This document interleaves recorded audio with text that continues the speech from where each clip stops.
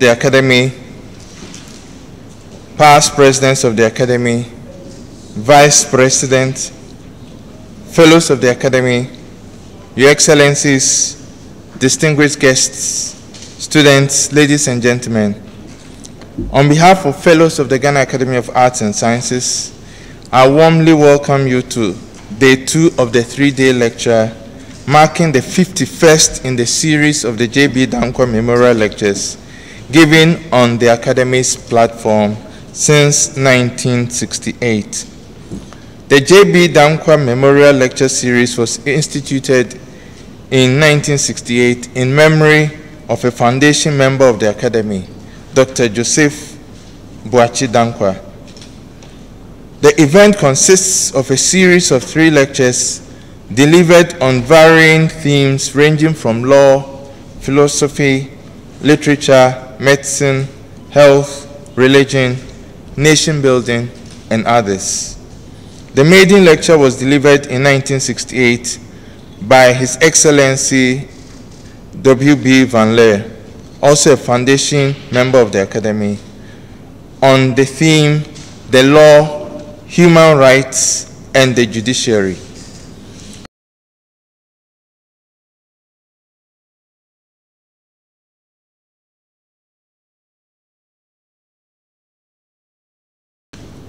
Today's lecture is the second day on the topic Women in History, the Case of Ghana, Pre-Colonial, Colonial, and Post-Colonial. And this will be delivered by a distinguished fellow who will be introduced soon. On behalf of the Academy, we publicly would want to acknowledge the following sponsors who have generously donated towards the occasion: National Petroleum Authority, Star Ghana, Ghana Investment Promotion Center, Petroleum Commission, the African Regent Hotel, and Danquah Institute. Shall we please clap for them?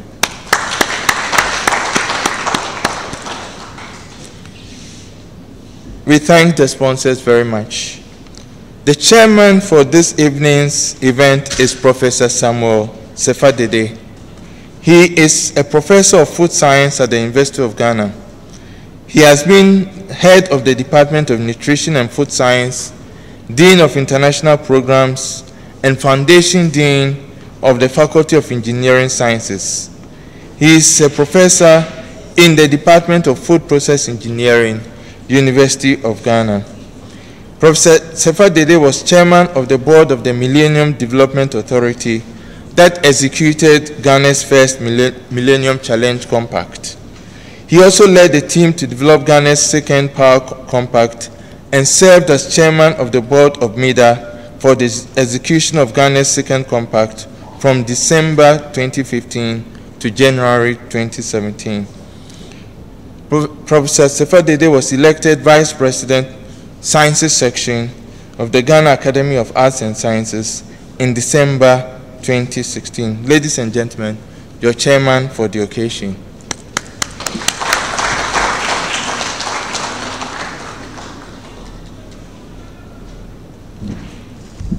Thank you very much, Honorary Secretary. The President of the Academy, past presidents, distinguished fellows of the Academy, ladies and gentlemen, and the students who have come to the second day of this very important series. Our distinguished lecturer was introduced yesterday, and there's a lot of information about her in the brochure that you are holding, so I'm not going to read it to you. But suffice for me to say that we are privileged to be listening to one of the foremost female historians in the country at this time. Let's clap for our distinguished speaker for the role she has played in the training of historians over the decades. Indeed, starting herself as a history student at the University of Ghana, and then as a lecturer in the 1980s, a senior lecturer and associate professor in the 2000s, combining woman with her role as a wife, a mother, and now grandmother.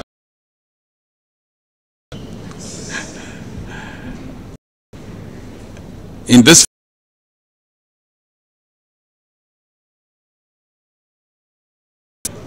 of this series, the Danquah Memorial Lecture Series, and today she will be telling us about the colonial era, the impact of the colonial era. Yesterday was pre-colonial, and we are privileged to listen to her telling us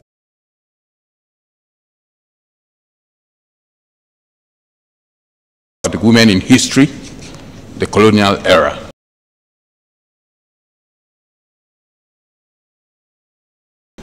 Professor Perbi, your audience.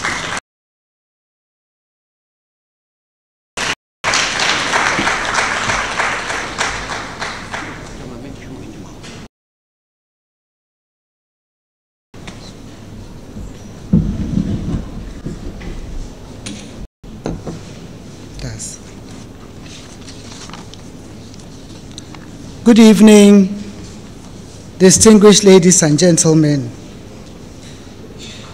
We are going to look at women in colonial Ghana.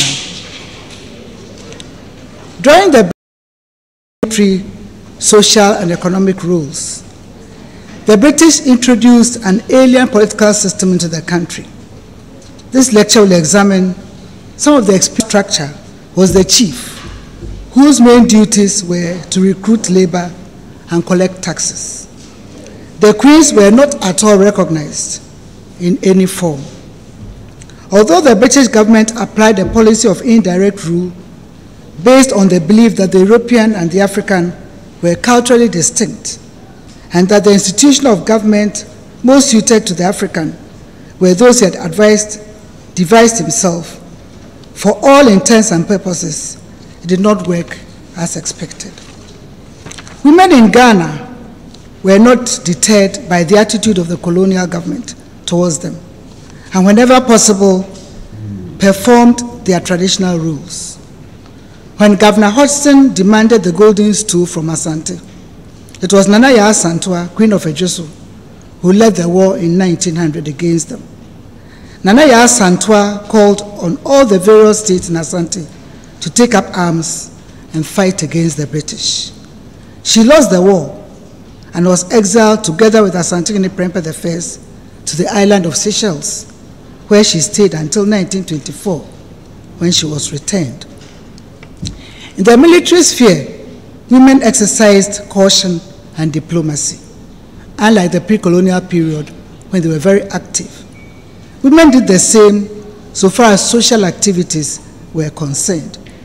Traditional rites like puberty were carefully observed and not with fanfare. In the economic field, the women farmers played their pre-colonial roles of growing foodstuffs and collecting food plants. Trading continued not on a scale as in the pre-colonial era. Women were careful about their visibility, whereas in the pre-colonial era, they were so visible. Colonial government made things different for them. The colonial government refused to recognize the legitimacy of women's power in the various sectors of the pre-colonial system. They ignored the institutionalized power that women in traditional society held. Male chauvinism was dominant in Britain, and the colonialists felt that a woman was inferior and weak, and that her physiology and anatomy prevented her from performing well. The British had a protectionist attitude towards women, and this was reflected in their belief that women were feeble and were of the weaker sex. The British also intimated that a woman should stay at home and take care of the family. So to clap for all the women who have been able to combine the roles, domestic and elsewhere. The introduction of formal education in Ghana created additional avenues of employment. Women contributed to the country's development as teachers, nurses, clerks, and administrators. But this was not until a great breakthrough occurred in the 1890s. So now I turn to the colonial period in terms of the breakthrough for women helping in other areas of government work. In 1890, the first African woman employee entered the Gold Coast service. She was Miss Elizabeth Ferguson. Prior to her employment, Governor Bamford Griffith wrote to the Secretary of State in London to ask for permission to employ her. In a letter dated 18 September 1890, the governor wrote as follows: "My Lord, I take leave very respectfully to submit for your lordship's perusal and consideration accompanying documents relating to the employment of Miss Elizabeth Ferguson, a young native lady whose father is much respected at Adoma, where he takes great interest in agricultural affairs, and may also mention that the young lady is a sister to Mr. George Ferguson, whom your lordship was so good as to permit to study for a year at the Royal School of Mines in 1889 to 1890. The letter of Mr. Ferguson, Sr., raises some interesting questions in connection with the employment of young women educated in the country, and points out how the educational values may be turned into account. My belief is that the services of young native ladies properly trained will be in many respects quite valuable to the government as those of the native male clerks who may be employed in similar work in the form. And I feel sure that I shall be consulting your lordship's wishes in finding occupation for them whenever suitable opportunities occur. Because as stated in my minutes of the 18th April last to the acting colonial secretary, I strongly incline to the belief that the admission of young ladies who are public service is calculated to have a most useful and moralizing effect generally in the service. I would add in conclusion that Ms. Ferguson has recently passed a second examination and is now postmistress and telegraph clerk at Anomabo. Very big post for the first woman.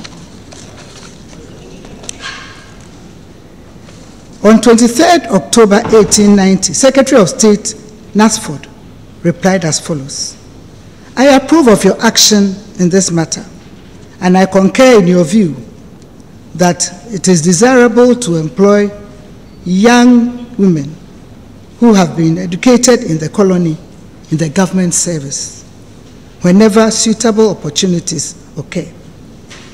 After 1890, therefore, the government service, which had been predominantly male-dominated since its inception in 1821, was opened to young, educated women.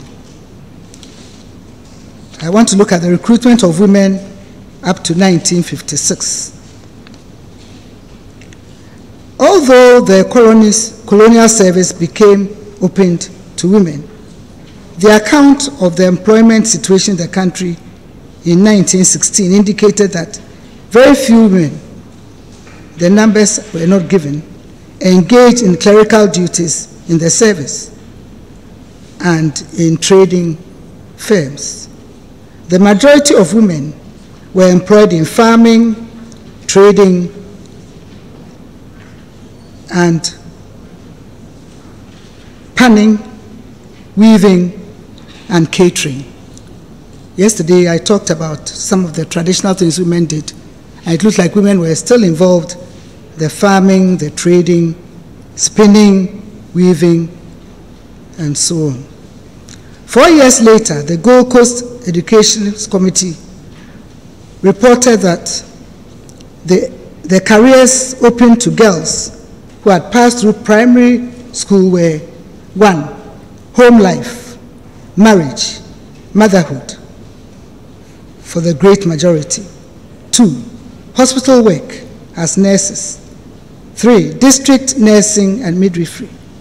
4, teaching, particularly in infant schools and in all girls' schools. Dressmaking, various cloth weaving, basket weaving, and then clerks, typists, store sales women. The committee observed that the conditions in the Gold Coast will prevent for many years the employment of girl clerks for any great extent. It therefore recommended that the first effort should be to train girls for teaching, nursing, and similar careers. That is why there were so many female teachers and so many female nurses. Now male nurses have also joined the females. That is great. They are very welcome. In 1922, the Governor's Office expressed extreme difficulty in getting a number of trained clerks for the service. It was therefore suggested that, if possible, clerks be transferred from the service of another country, such as Nigeria. In 1924, Governor Ghanaian described as urgent the need for well-educated African men and women to join the government service. Besides the need of government, there was the need of the European firms, mercantile, banking, and professional. For the first time in the history of the government service, there was a passionate appeal for the employment of Africans because they had great potentialities. And Ghanaian outlined this in his book titled The Keystone. Ghanaian recommended that Africans be given a good education, an education not limited to primary and middle schools, but involving secondary and university colleges as well. It was only by providing higher education that Africans could be employed, particularly in the higher appointments of the government service.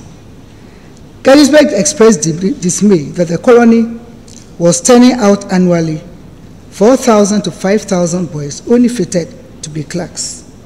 And the governor devoted a whole chapter in his book on the importance of educating women. To this end, he suggested the building of a women's block in Nachimota School. By 1927, when Governor Ghanaian was about to leave the Gold Coast, it had become clear that more African men and women, though very few, had joined the service. In an address to Ghanaian from the African members of the service, the Africans expressed their deep gratitude to him for the many benefits that the African service had derived during his administration. They reiterated, the appointment of Africans of both sexes to fill offices which, prior to Your Excellency's assumption of the reins of government, were almost exclusively held by Europeans, has been welcomed. Your Excellency has labored to prepare the ground for the growth of an African section of the civil service of vastly increased importance, responsibility, and prestige. The signatories to the above address were 38 in number, and it included one female, namely Mercy Korte Papafiu. In 1939,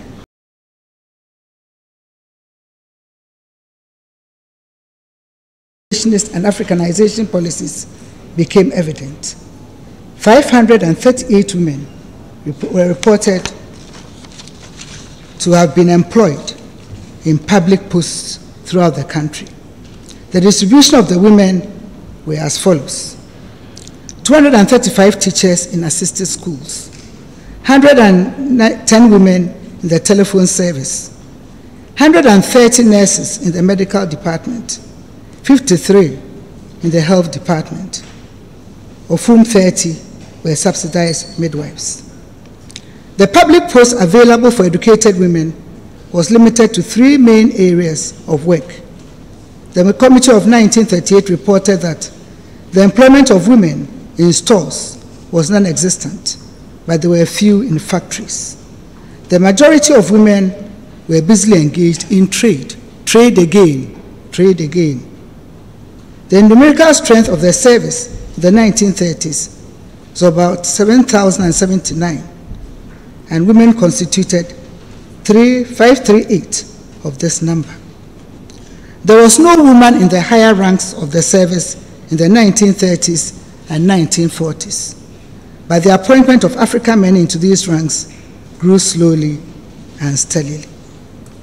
In 1954, the number of women dropped to 370, and the reason for this was not specified, and this was a time when the junior service alone numbered over 2,000.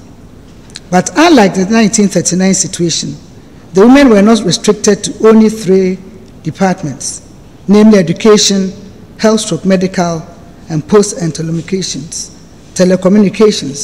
but they were employed in over 40 departments as clerical assistants, typists, clerical officers, and stenographer secretaries. For the first time in the history of the service, 2 women were appointed executive officers.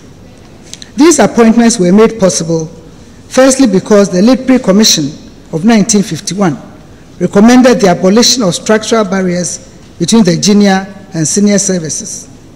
Men and women of ability could progress into senior positions. Secondly, the Africanization policy initiated by Guggisberg and vigorously pursued by Dr. Kwame Nkrumah and his ministers in 1951. The recruitment of women into the service was largely limited to the lower ranks. The pre-independence service remained European male-dominated in the highest ranks, from the Governor Secretariat to the regional administration. This was because it was a basic policy of colonial rule to reserve the highest positions of responsibility in the service for expatriates. Consequently, the service was divided into European and African. All those African men who joined the higher ranks of the service were admitted to the European post. In 1945, Sir Harrigan recommended the abolition of European and African posts and the establishment of senior and junior posts. The Liberal Commission of 1950-51 brought further structural changes to the service by bridging the gap between the junior and senior service and introducing various executive grades. What were the qualifications into the Gold Coast service? The administrative class. There were 3 methods by which a candidate could enter the administrative service. The first was through an open competitive examination, but candidates had to possess a degree of a recognized university. The second was through a limited competitive examination, and the third was through direct promotion. In addition to these 3 methods of recruitment, the record stated categorically that females were debarred by these words, quote, "Candidates for entry into the administrative service who must in present circumstances be male are selected for appointment as administrative officer." The professional class. The qualifications for entry into the professional class were similar to that of the administrative class, but there was no mention of gender. The reality of the matter was that the educational level of women in the country prevented many of them from entering into this class. Then there was the executive class. Candidates for entry into this class were selected first through the limited competitive examinations and second through the open competitive examination. Candidates had to possess a higher or school certificate class 1 or 2. There was also no mention of gender in this class, but women were limited because of their level. Technical class. This class was opened to both sexes, where what was required for entry into the class. Those at the class with the secondary school certificate, technical and industrial training in the various government departments they entered. The clerical class. Up to 1950, the secondary school certificate was the normal requirement for entry into the clerical grade.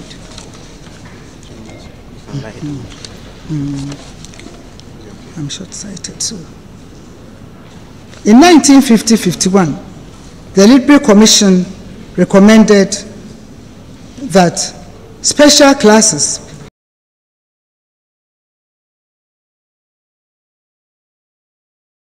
and other sub-clerical work, but only in the light re-entry requirements. It is not surprising, in the 1920s, Gettysburg described the educational system in Ghana as inefficient and inadequate. Consequently, a number of committees were set up to study the state of education and make recommendations. In 1918, the Basel missionaries reported that after years of opposition with respect to girls' education, their schools had now progressed with a ratio intake of 2.7 boys to 1 girl. 2 years later, the Educationist Committee, headed by D.J. Oman, noted the low enrollment of females in education and adduced 3 major reasons for it. 1, the common attitude to women, an elemental sense of the place of women in normal primitive society. 2, the vocation of practically every girl in this country is prospective marriage and motherhood. For this vocation, the girl is prepared by her parents or guardians. As marriage in this country is early, it's necessary for school training. It inhabits the school training and it curtails it. And 3, the sense of the value of education for its own sake grows slowly. Unfortunately, the committee did not make recommendations which would break these attitudes and encourage women to be educated to a higher level in order to be gainfully employed by the government. It rather recommended that curriculum in the schools be slightly different for girls because of physiological differences. Games was to be different, and those subjects which would help girls for future home life should be taught, namely sewing, hygiene, cooking, and general housewifery.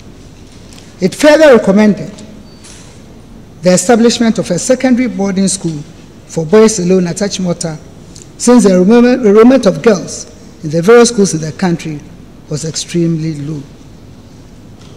Fortunately, the Felstow Commission of Women employed in the 1930s were passed from the school. The establishment of the University College of the Gold Coast class.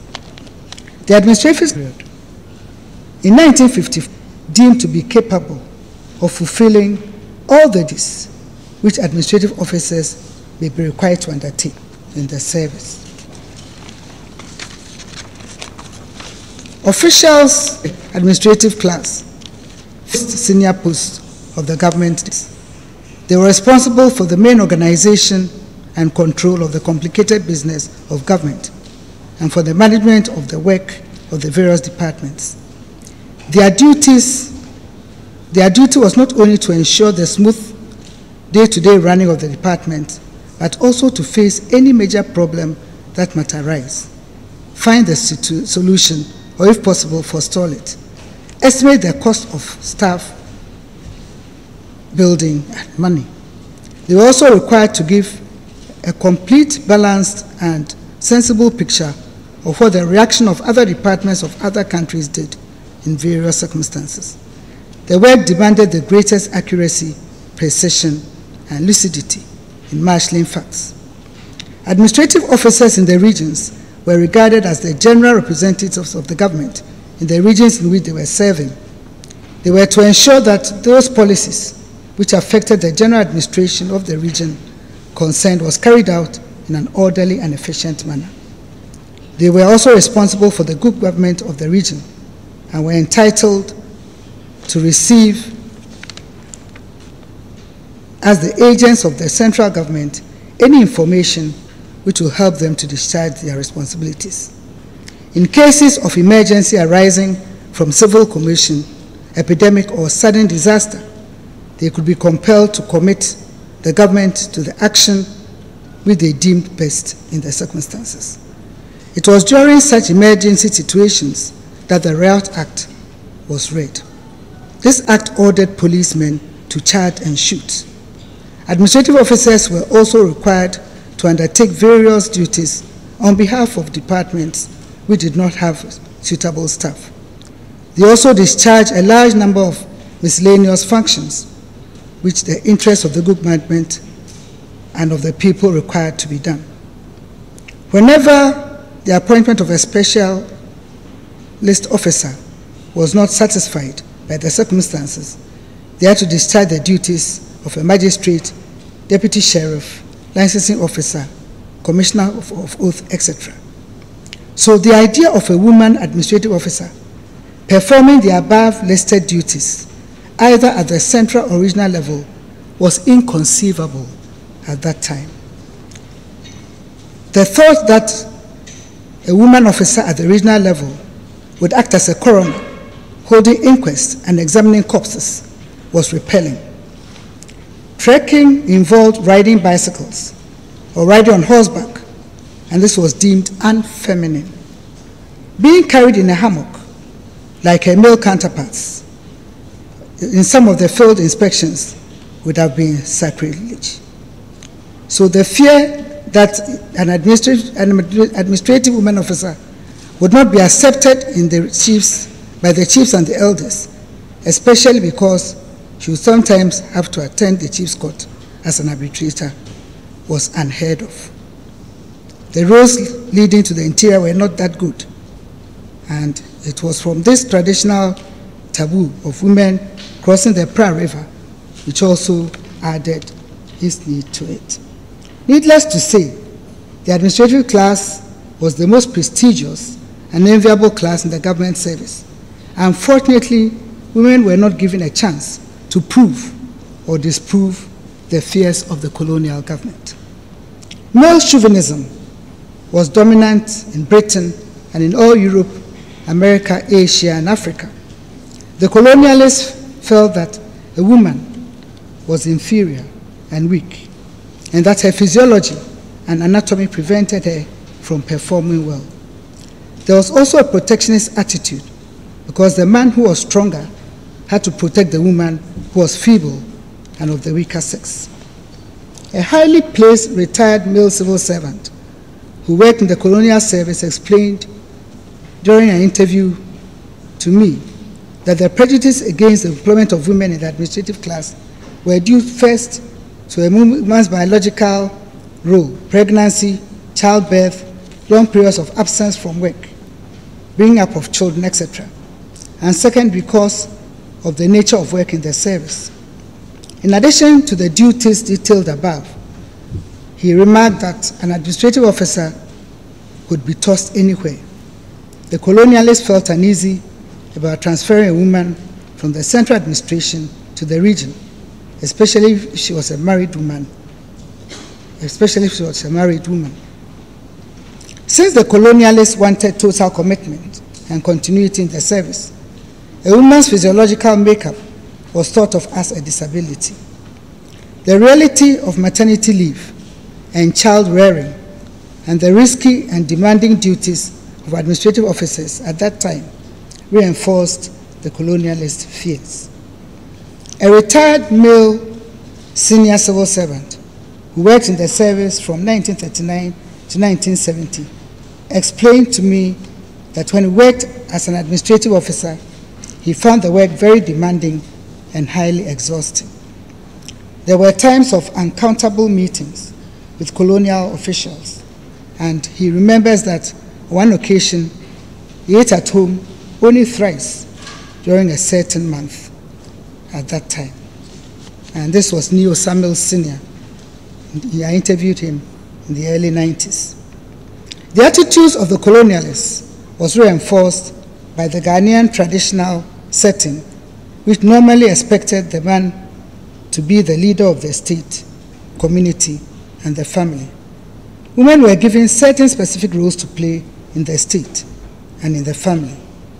There were sometimes roles of complementarity, and women administrative officers in any of the regions of the country would have encountered difficulties in the performance of her duties.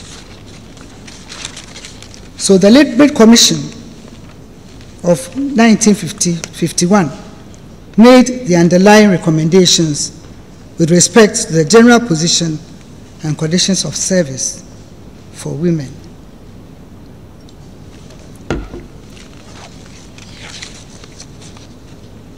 One, married women should not be appointed to an established post without the prior approval of the Chief Establishment Officer having been obtained. Approval should not be given unless it is clear that any disadvantage which may arise from the employment of a married woman is outweighed by her special qualifications and experience. 2, female pensionable officers should normally be required to resign from the service on marriage, and on such resignation should be entitled to a gratuity at the rate and on the condition laid down in the schedule to the Pensions Ordinance. 3, non-pensionable female employees should normally be required to resign on marriage and should be eligible for a gratuity at the rate of 1 month's pay for each completed year of service, provided they have not less than 5 years continuous service and subject to a maximum gratuity for 1 year. 4, female officers and employees who are permitted to remain in the service on becoming pregnant should be entitled to maternity leave all the prescribed at the prescribed rates. If a serving officer or employee becomes pregnant on a second occasion, she should be removed from the service.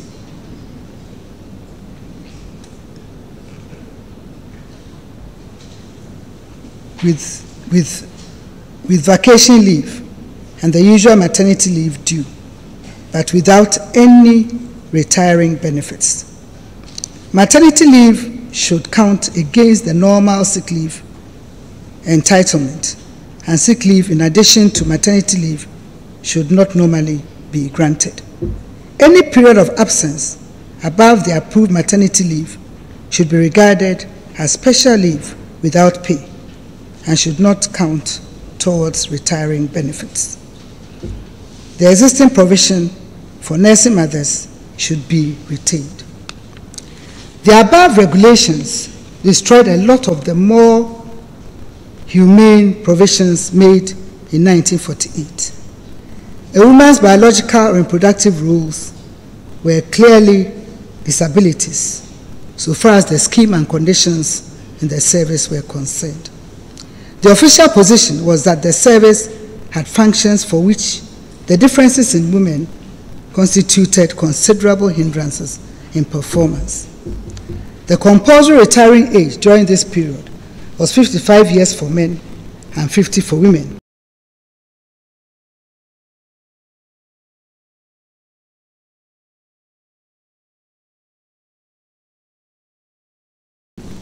The optional retiring age was 50 for men and 45 for women. I am now going to deal with some personal experiences of Ghanaian women I interviewed for the colonial period. I interviewed the first African woman judge in the Commonwealth, and she recollects the difficulties she went through looking for chambers to work in after she qualified as a lawyer in London in 1950. And I'm sure the senior citizens can guess who she is. On her return to Ghana, she worked with the Colonial Judicial Service, where she faced many difficulties and challenges from her male colleagues and superiors. One of the 2 women executive officers appointed in 1954 recounts that she had problems relating to her male boss and male subordinates, but she tried to do her best. In the course of her work, she got shocked at the amount of criticism leveled against her. The lady whose application for admission into the administrative class was rejected in 1954 relates that she was told that in the elite service there was no place for women and that the duties associated with the post of administrative officer were not conducive to women. A male colleague, obviously shocked at her courageous application, remarked, "It is only nowadays that even Ghanaian men have been taken. How much more a woman?" She was therefore posted to the Department of Trade as a commercial officer. In the nursing field, the scheme of service was applied in full. All married women were given temporary or non-pensionable employment. According to an informant, in those days, the government employee moved according to the exigencies of the service, and it involved a lot of transfers. Some married women, in order to keep their jobs, maintained their maiden names. It is not now that it's a normal thing to do, to use your maiden name, maintain their maiden names. But in colonial times, some women had to do that in order to keep their work in the service. Those who had temporary employment did not earn any leave or increment. She recollects that whenever she was ill for a few days and could not go to work, those days were deducted from her salary. In spite of this scheme of service, the temporary non-pensionable staff and the permanent non-pensionable staff did the same kind of work. These were hard times, according to this retired nurse. Another retired nurse recalls that all the female European nurses who worked in the country during the colonial service were unmarried. The fact of their being unmarried and single made them devote all their time and energy to the work, which was marked by rigidity, strict discipline, particularly punctuality and obedience. Sticking to their profession and being single was the same practice in Britain at that time. The first Ghanaian nurses all died unmarried. Others married very late in age, while others quit the profession in order to marry. For the devoted ones, in quote, nursing was so enjoyable that marriage became a secondary issue. She described nursing in the colonial days as very regimental. Some of them were put in charge of very menial jobs. In the teaching field, the issues of marriage was also a source of discontent. In addition, there was the issue of bonds. Some men and women teachers were bonded for 6 years. Art and craft teachers signed a 3-year bond. Post-primary teachers and post-secondary teachers signed a 2 to 4 year bond. Ideally, a female teacher had to serve the bond before she got married. Otherwise, if she got married, she had to pay some amount of money. A female retired teacher who worked during the colonial period remembers quite vividly that the fine for not completing the bond was about £5,000.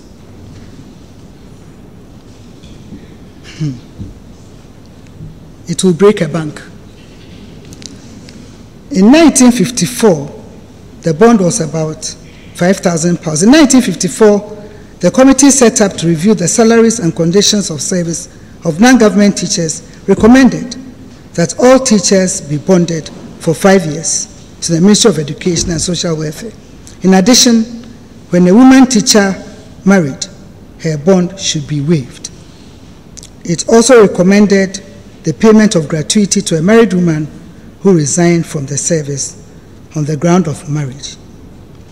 The fact of being married or contemplating marriage seems to have been a disability in the Gold Coast scheme of conditions of service. While the colonial government made open efforts to encourage women's education and thus create job avenues for them, they passed and implemented hard rules in the service which negated the employment of women in the service. The choice for women was very clear in the colonial service. it was either one of marriage or a full-time and devoted career in the service. A woman could not have both. And so, in summary, no women were employed in the civil service within the first 69 years of existence. From the 1890s, when women began to be employed, they were restricted to the clerical class, the post and telegraph department, and the nursing and teaching fields. This restriction was due to the quality of education offered to women and their low participation in education. The school curriculum emphasized feminine subjects like cookery, housewifery, dressmaking, etc. The traditional and cultural value of Ghanaian women as wives, mothers, housekeepers, and productive labor on farms and in trading testified to women's low employment in the schools. The colonial attitude and mentality about women also placed restrictions on women's careers. The notion that certain categories of women work in the service, especially the administrative class, were not for women because of their physical makeup, confined women to the junior or lower positions in the service. In 1954, the challenge by an overqualified woman to enter the administrative class was met with the reply that the duties associated with the class did not make it employable for women to work there. The scheme and conditions of the Gold Coast service were very hard on women. All married women were employed on temporary basis, and they were entitled to annual leave, sick leave. They were not entitled to annual leave, sick leave, maternity leave, or pension. Pregnancy resulted in resignation from the service. Unmarried women who were employed on permanent basis had to notify their heads of department in writing if they married, and it was left to the discretion of the head of department to retain them or for them to resign. If they were retained, they enjoyed maternity leave with half 3 months' pay. But if they got pregnant and the second time, they were asked to go on pension. The situation remained as such until 1963, when Ghana under President Nkrumah witnessed great changes in the status of women. I want to conclude by saying that when one compares the roles of women that I mentioned yesterday during the pre-colonial period, visible in the social field, political field, in the military sphere, in religion, and in the economy, it is clear that the colonial experience was a very different one for women in the country. Tomorrow's lecture will bring to light women's experiences during the post-colonial era. Thank you.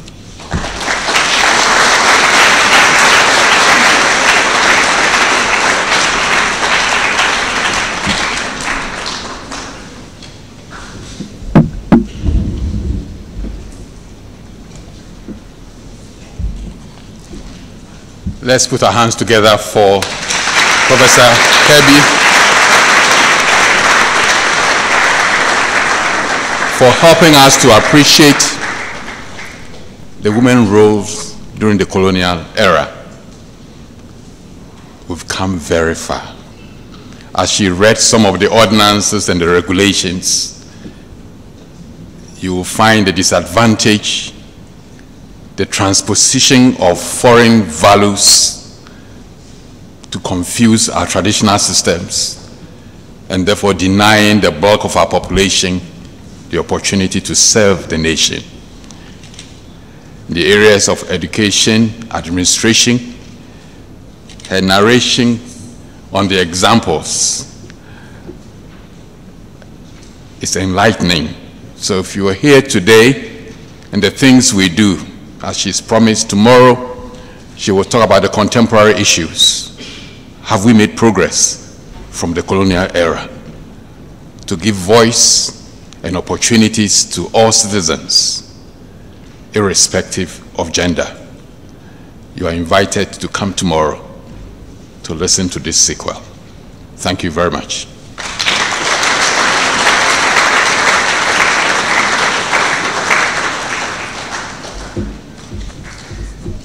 The President of the Academy, past presidents, vice presidents, fellows of the Academy, Your Excellencies, distinguished guests, students, ladies and gentlemen, we've come to the end of the proceedings for today. But before we close, we would like to acknowledge the following schools for being present: Accra Girls Senior Secondary School, Accra Wesley Girls High School, Presbyterian Boys Senior Secondary School, and Accra Technical Training College. Shall we please clap for them?